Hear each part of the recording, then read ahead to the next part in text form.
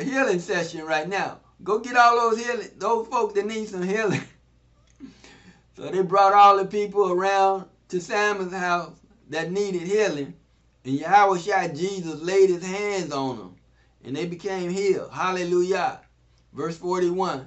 And also demons were coming out of many of them, crying out, saying, "You are the Messiah, the son of Elohim." And rebuking them, he did not allow them to speak. And they knew that he was the Messiah. For they knew that he was the Messiah.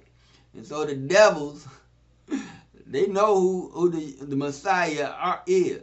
And like a lot of them know that we're sons of God, that we're the children of the Most High.